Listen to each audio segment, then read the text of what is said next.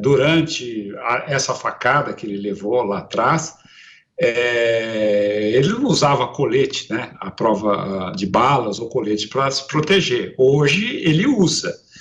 E também não tinha a segurança que tem, né, hoje também. Agora, é evidente que ele deixa a segurança maluca, né, porque ele desobedece claramente, né, as orientações da segurança, ele quer estar junto ao público, e é um risco, né? Eu acho que é um risco para todos, nesse momento em que a campanha, a eleição está polarizada. Então tem que tomar cuidado, né? O presidente tem que tomar muito cuidado, porque a vida dele como presidente do Brasil, ela é muito importante para todos os brasileiros, independente de gostarem ou não dele. A vida dele é muito importante e ele tem uma responsabilidade muito grande. E, infelizmente, ele tem essa característica, que é uma forma dele se comunicar e ter o contato com seus eleitores, Brau. A Câmara dos Deputados defendeu no Supremo Tribunal Federal que seja rejeitada a ação apresentada por governadores de 11 estados e do Distrito Federal contra uma das leis que alterou as regras do ICMS, o principal tributo estadual. A ação contesta uma lei publicada em junho deste ano que classifica alguns produtos como essenciais e indispensáveis. São eles: combustíveis, gás natural, energia elétrica, comunicações e transporte coletivo. Ao estabelecer esta espécie de carimbo a estes produtos, a legislação impede que os governos estaduais fixem alíquotas para que eles sejam superiores aos percentuais estabelecidos para operações em geral de 18%. A ação que contesta a legislação foi apresentada no fim de junho pelos governos dos estados de Pernambuco, Maranhão, Paraíba, Piauí, Bahia, Mato Grosso do Sul, Rio Grande do Sul, Sergipe, Rio Grande do Norte, Alagoas, Ceará e Distrito Federal. O processo tem como relatora a ministra Rosa Weber, que solicitou informações à Câmara, Senado e ao presidente Jair Bolsonaro. Ela também já determinou que o pedido de suspensão da lei seja decidido diretamente pelo plenário, ou seja, não haverá decisão individual sobre o caso. Vamos voltar a falar de eleições. Um número importante foi divulgado hoje. Quase 160 milhões de brasileiros poderão votar nesse ano. Yasmin Costa, direto de Brasília, traz os detalhes para a gente. Boa noite, Yasmin. Os números apresentados pelo TSE para esse pleito são bem expressivos, né? Cresceu o eleitorado.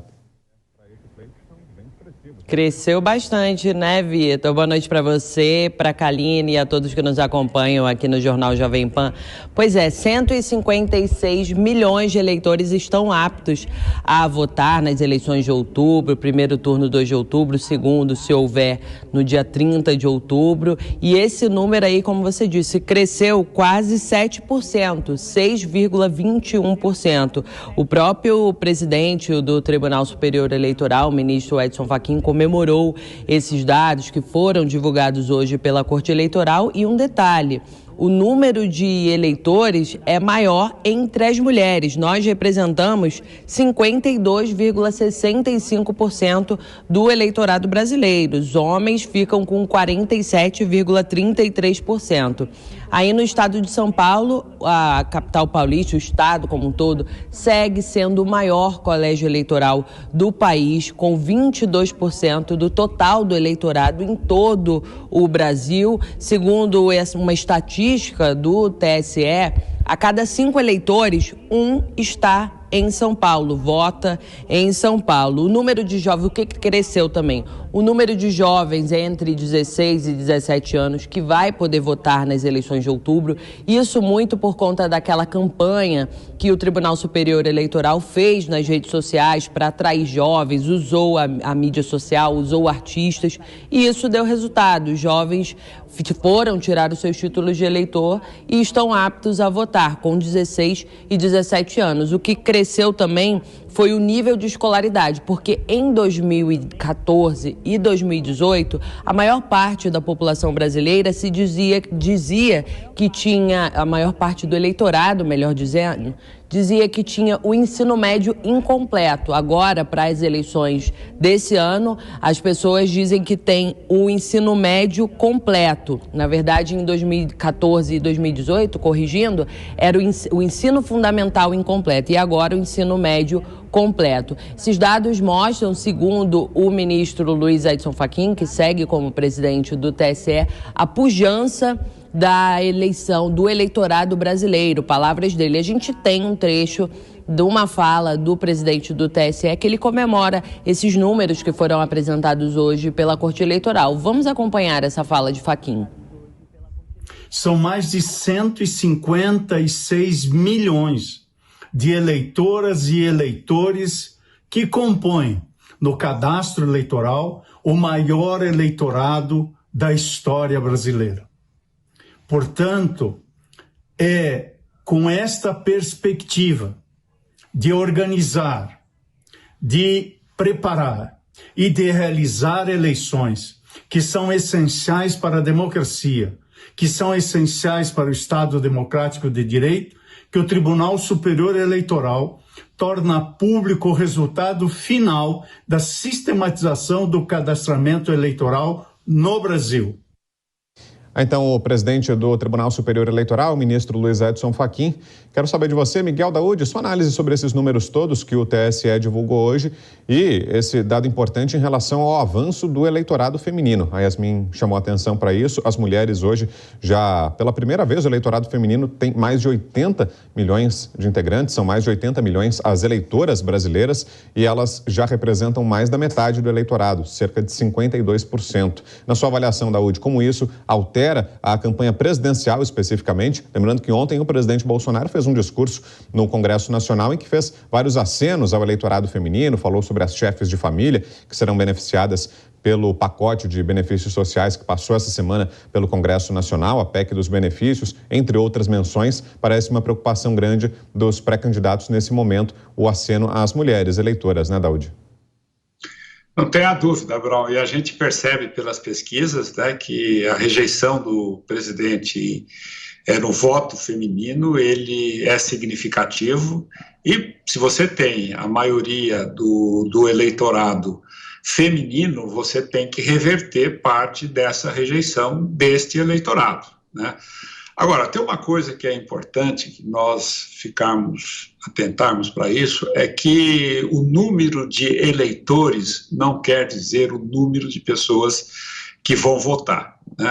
A gente tem um nível de abstenções, de votos nulos muito grande, que beira aí a casa de 30%, então, portanto, os votos válidos, né, se obedecer à estatística passada, nós teríamos aí em torno de 110 mil, 115 mil eleitores, né?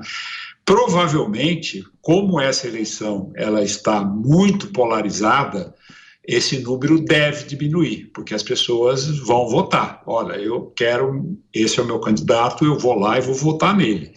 Mas, evidente que o presidente tem que focar, né, nesse eleitorado, né, no eleitorado feminino e nos jovens, né, porque houve aí um avanço muito grande dos jovens e a gente sabe que também nas pesquisas mostram que o voto, né, dos mais jovens também existe uma certa rejeição. Então o presidente e os seus dirigentes de campanha, os seus marqueteiros, têm que fixar isso, têm que focar nisso, porque hoje o quadro está praticamente definido em números de eleitores do Lula e números de eleitor do Bolsonaro. Então tem que exatamente reverter o voto, parte dos votos femininos, e buscar o voto daquelas pessoas que não costumam votar. Então, portanto, a missão seria essa, tanto de um candidato quanto de outro. Agora, Daúde, esse aumento do número de jovens eleitores mostra o engajamento justamente desse público na política. O que teria provocado isso, na sua opinião? Houve por parte de alguns artistas, né, cantores, que pediu, né, olha, vão lá e façam o seu título, né? Você tem que votar, você tem que ser responsável. E isso foi muito discutido na época, foi muito criticado, né? Porque o viés que se pediu esses votos, né? Aliás, o viés, né, dessas pessoas que pediu para que os jovens tirassem títulos era um viés evidentemente contrário, praticamente contra o presidente. E esse número de eleitores, né, teve um aumento na estatística desse novo quadro de quase um pouco mais de 50%. Então, é um público considerável. Foi exatamente também a campanha, né, que o tribunal fez para que essas pessoas fossem seguramente tirar o seu título. Agora precisa fazer uma campanha para as pessoas irem votar também, né? Vamos ver como é que isso vai se desenvolver.